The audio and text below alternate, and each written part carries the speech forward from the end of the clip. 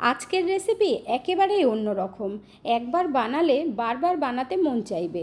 Parle-G biscuit দিয়ে তৈরি এমন রেসিপি না তো এর আগে কখনো দেখেছেন, না খেয়েছেন।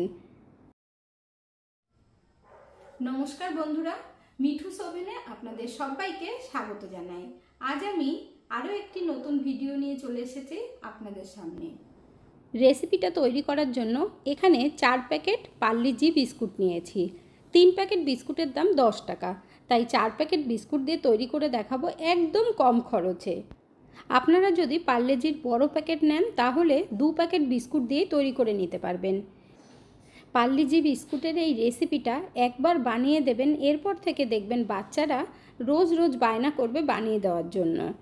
আর সব থেকে বেশি বাচ্চাদেরই পছন্দ হবে, আর খেতেও দুর্দান্ত টেস্ট হয়। এখানে দেখুন 4 প্যাকেট বিস্কুট নিয়ে নিয়েছি। এবার আমরা চলে যাব গ্যাসের কাছে। এখন আমরা বিস্কুটগুলো ভেজে নেব। তার জন্য কড়াইতে 4 থেকে 5 চামচ ঘি দিয়েছি, আর ঘিটা ভালোভাবে গরম করে নিয়ে এবার 5-6টা করে বিস্কুট দেব আর ভেজে নেব। গ্যাসের ফ্লেমটাকে কমিয়ে রেখে ভাজতে হবে, না হলে কিন্তু বিস্কুটগুলো পুড়ে যাবে। বন্ধুরা, আজকের রেসিপিটা যদি আপনাদের ভালো লেগে থাকে তাহলে আমার চ্যানেলটিকে অবশ্যই সাবস্ক্রাইব করবেন, পাশে থাকা বেল আইকনটি দাবিয়ে দেবেন, সবার সাথে শেয়ার করবেন, একটা লাইক করতে ভুলবেন না কিন্তু। এখানে দেখুন বিস্কুটগুলো ভাজা হয়ে গেছে। এবার ঘিটা ঝরিয়ে তুলে নিচ্ছি। আর আপনারা চাইলে তেল দিয়েও ভাজতে পারেন, তবে সাদা তেলে ভাজবেন, আবার সর্ষের তেল দিতে যাবেন না, তাহলে কিন্তু টেস্টটা একেবারেই খারাপ হয়ে যাবে। এখানে আমি আরও কটা বিস্কুট ভেজে আপনাদেরকে দেখিয়ে দিচ্ছি। একদম কিন্তু হালকা করেই ভাজবেন। একইভাবে সব বিস্কুটগুলো ভেজে নিতে হবে। আর ভাজার পরে দেখবেন ঠান্ডা হয়ে গেলে কালার কিন্তু আরও চেঞ্জ হয়ে যাবে, তাই বিস্কুটগুলো হালকা করেই ভাজতে হবে। এইভাবে আমি সব কটাই ভেজে নেব, এতে করে টেস্টটা কিন্তু দুর্দান্ত হবে। বিস্কুটগুলো ভালোভাবে ঠান্ডা হয়ে গেছে, আর ঠান্ডার পর দেখুন কালারটা কতটা চেঞ্জ হয়ে গেছে। এই জন্যই বলেছি হালকা করে ভাজবেন। এখন এই বিস্কুটগুলোকে আমরা ভেঙে ছোট ছোট টুকরো করে নেব, তবেই কিন্তু সুবিধা হবে রেসিপিটা আমাদের তৈরি করতে।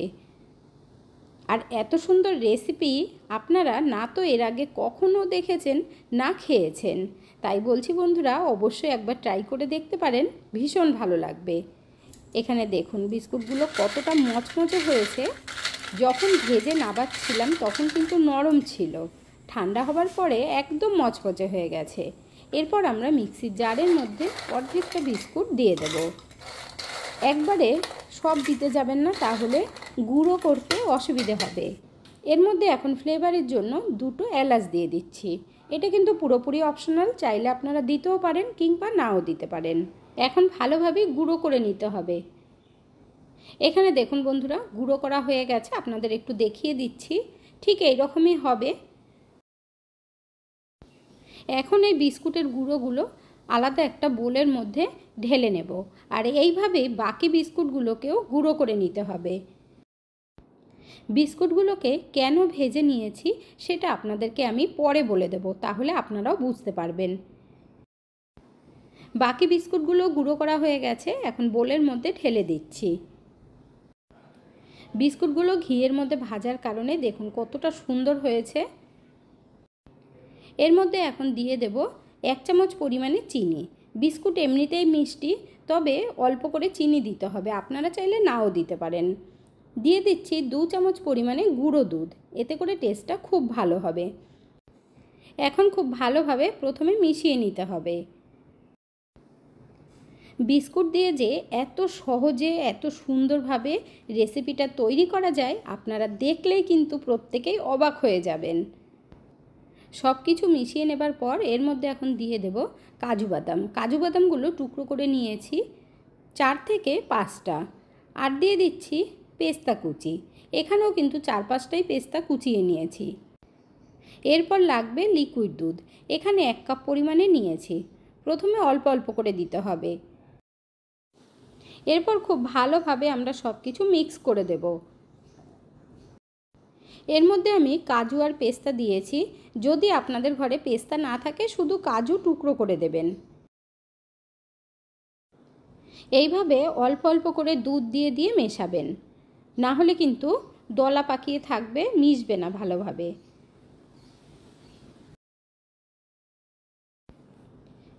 এখানে দেখুন বন্ধুরা, পুরো 1 কাপ দুধ লেগে গেছে আর বেশ লিকুইড মতো হয়েছে। এই রকমই থাকবে, এর থেকে কিন্তু বেশি গাঢ় করবেন না বা পাতলাও করে ফেলবেন না। এখন এই বিস্কুটের ব্যাটার আমরা সাইডে রেখে দেব। তারপর নিয়ে নেব চায়ের কাপ। এখানে আমি চায়ের কাপের মধ্যে তৈরি করব, আর আপনারা বুঝতেই পারছেন যে আমি কি তৈরি করতে চলেছি। কাপের মধ্যে তেল বা ঘি ব্রাশ করে নিতে হবে। আপনাদেরকে তাহলে বলেই দিই, পার্লে-জি বিস্কুট দিয়ে খুব সুন্দর কেক আমরা তৈরি করব। তার জন্য এরকম ছোট ছোট চায়ের কাপ নিয়ে নেবেন, এতে করে কেক তৈরি করবেন, দেখবেন বাচ্চারাও ভীষণ খুশি হবে। এখন এই ব্যাটারের মধ্যে দিয়ে দেব বেকিং সোডা বা মিঠা সোডা। 1/4 টিস্পুন দিচ্ছি, মানে চায়ের চামচের 4 ভাগের 1 ভাগ। এরপর খুব ভালোভাবে মিশিয়ে নিতে হবে।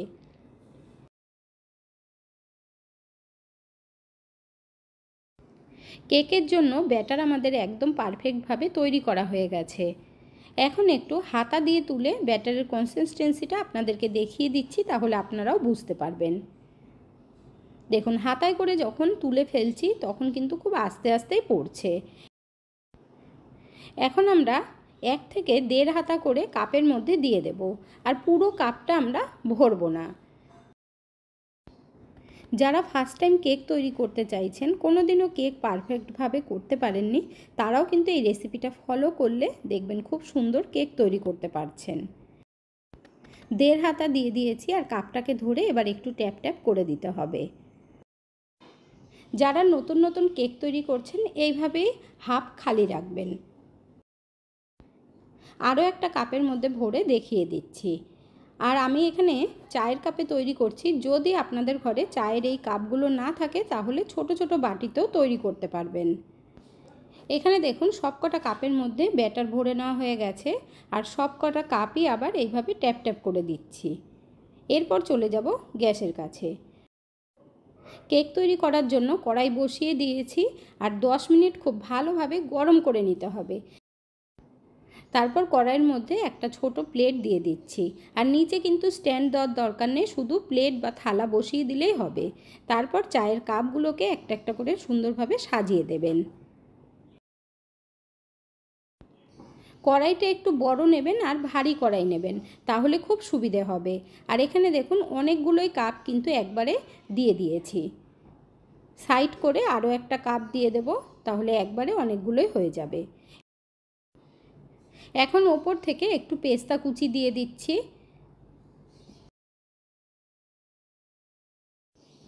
তারপর দিয়ে দিতে হবে কাজু। এভাবে ওপর থেকে দিলে কিন্তু ভেতরে ঢুকে যাবে না, আর সেটা তৈরি করার পর আপনারা দেখলেই বুঝতে পারবেন। কাজু দেওয়া হয়ে গেলে ওপর থেকে ঢাকা দিয়ে দেব, আর 15 থেকে 20 মিনিটের জন্য গ্যাসের ফ্লেম কিন্তু একদম লো আঁচে করে রাখতে হবে। বাড়াবেন না, তাহলে নিচ থেকে কেকগুলো পুড়ে যাবে। এখানে আমি 10 মিনিট বাদে দেখাচ্ছি আপনাদেরকে, দেখুন কতটা সুন্দর লাগছে দেখতে। 20 মিনিট পর কেকগুলো দেখুন বন্ধুরা কতটা সুন্দর হয়েছে, আর ওপর থেকে পুরো ফেটে গেছে। এবার টুথপিক দিয়ে আপনাদেরকে একটু চেক করে দেখিয়ে দিচ্ছি। দেখুন, টুথপিকের গায়ে একটুও লেগে নেই। এখন এই কেকগুলো আমরা নামিয়ে নেব।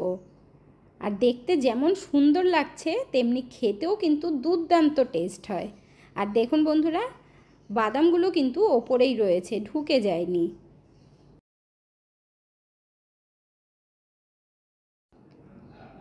এরপর খুব ভালোভাবে কেকগুলো ঠান্ডা করে নিয়ে তারপর কাপ থেকে বার করে নেব।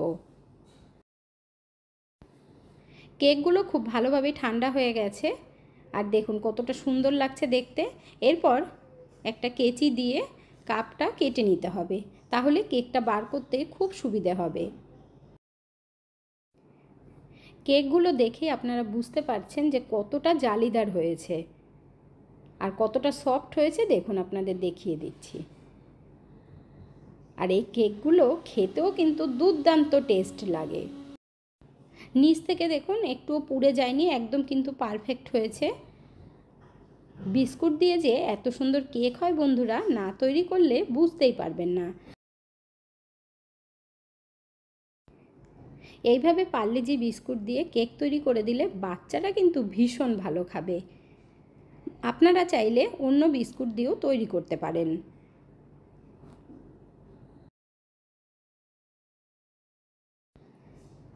সব কটা কেক কাপের থেকে বার করে নিয়েছি, এবার একটা ভেঙে আপনাদেরকে দেখিয়ে দিচ্ছি।